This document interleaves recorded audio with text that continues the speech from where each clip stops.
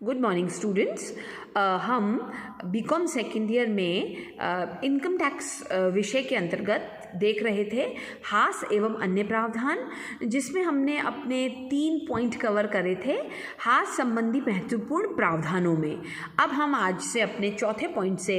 चलेंगे, जिसमें चौथा पॉइंट है नियोक्ता द्वारा प्रदत्त मकान एवं फर्नीचर आदि। तो देखिए, यदि नियोक्ता द्वारा किसी कर्मचारी को व्यवसाय के हित में निःशुल्क रहने के लिए कोई मकान दिया है, यानी वो अपने कर्मचारी को कोई ऐसा मकान देता है जिसमें कर्मचारी रह सकता है और वो कर्मचारी से किसी प्रकार का किराया भी प्राप्त नहीं करता, एवं उस मकान में फर्नीचर भी लगा हुआ होता है, जैसे सोफ़ा लगा हुआ है, फ्रिज लगा हुआ है, एसी लगा हुआ है, कूलर लगा हुआ है, इस प्रकार की कटौती भी दी जाती है। तो यह संपत्ति व्यवसाय की संपत्ति कहलाएगी और व्यवसाय का ही प्रयोग कहलाएगा, क्योंकि उस व्यक्ति ने अपने ही कर्मचारी को, जो कि उसके व्यवसाय में कार्य करता है, उसी को चूंकि वो मकान दिया है, इसलिए ये मकान उसके स्वयं के निवास का या पर्सनल वो नहीं कहलाएगा, बल्कि व्यवसाय का मकान कहलाएगा और इस पे हास की कटौती उसे निर्धारित दरों से मिलेगी।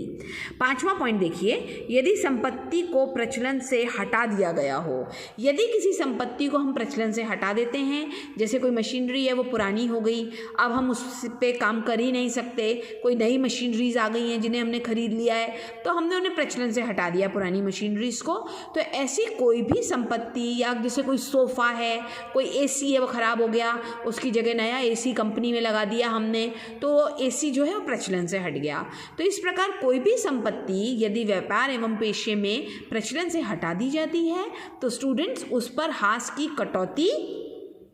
नहीं मिलती, क्योंकि वो संपत्ति हम यूज़ ही नहीं कर रहे ना, और जब उस संपत्ति को यूज़ ही नहीं कर रहे, वो निष्क्रिय हो गई है, तो ऐसी कंडीशन में उसके ऊपर हास देने का तो कोई प्रश्न होता ही नहीं है। छठा पॉइंट देखिए, संपूर्ण हास प्राप्त करने के लिए गत वर्ष में प्राप्त संपत्ति का प्रयोग कम से कम 180 दिन के लिए किया जाए। Assets required in the previous year should be used for at least 180 days for to get the deduction of depreciation. So देखिए, यदि किसी व्यक्ति के पास कोई संपत्ति है और उसने वो संपत्ति गत वर्ष में मान के चलिए कि नई खरीदी है, तो यदि गत वर्ष में वो संपत्ति उसके पास 365 दिन में से कम 180 दिनों के लिए रही है, यानी तो ऐसी कंडीशन में उसको हास की स्वीकृति मिलेगी, जो कि 50% हास स्वीकृत किया जाएगा।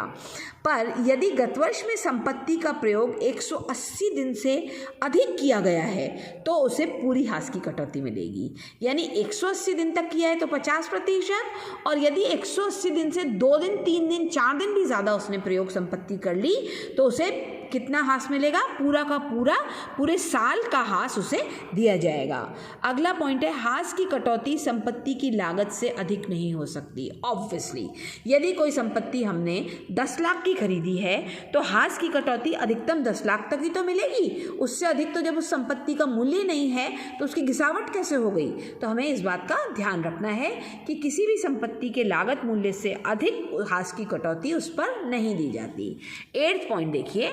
यदि वित्तीय लेखों में हास का प्रावधान नहीं किया गया है तो भी हास की कटौती मिलेगी। यदि किसी व्यक्ति ने डेप्रिसिएशन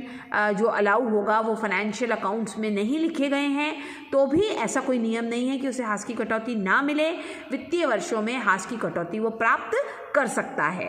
9वां पॉइंट है, यदि संपत्ति बेची जाए तो पहले आने वाली एवं पहले जाने वाली विधि लागू होगी, यानी किसी व्यक्ति के पास संपत्तियों का बंच है तो और उसमें से उसने कोई एक संपत्ति बेची है तो ये माना जाएगा कि जो संपत्ति उसने पहले खरीदी थी वो ही पहले बेची है, यानी FIFO, first in first out method के आधार पे हम हास का कैलकुलेशन करेंगे। 10वां पॉइंट देखो है, हास संपत्तियों के समूह के आधार पर मिलेगा। तो देखो, आयकर नियम 5 के परिशिष्ट 1 में विभिन्न प्रकार की संपत्तियों के लिए हास जो दिया जाता है उसकी भिन्न भिन्न दरें दी हुई होती हैं और उन पर एक साथ हास की कटौती मिलती है। तो मूर्त संपत्तियों में सम्मिलित भवन हो गया या कोई प्लांट हो गई या कोई मशीनरी हो गई, इन सब पे हास के संबंध में अलग अलग दरें हैं जो कि उनके आधार पर 9 समूह बनाए गए हैं और उन 9 समूह को एक एक समूह मानकर चलेंगे हम और उनके ऊपर समूह के अनुसार ही कटौती मिलेगी और इस प्रकार कटौतियाँ दी जाएंगी। आप लोग इसको इन सभी 9 पॉइंट्स को अच्छी तरह देखेंगे और अगले वीडियो में मैं आप लोगों को भवन के संबंध में हास की दरें, पुल पुलिया के संबंध में हास की दरें, प्लांट एंड मशीनरी के संबंध में हास की दरों के बारे में बताऊंगी। Thank you so much.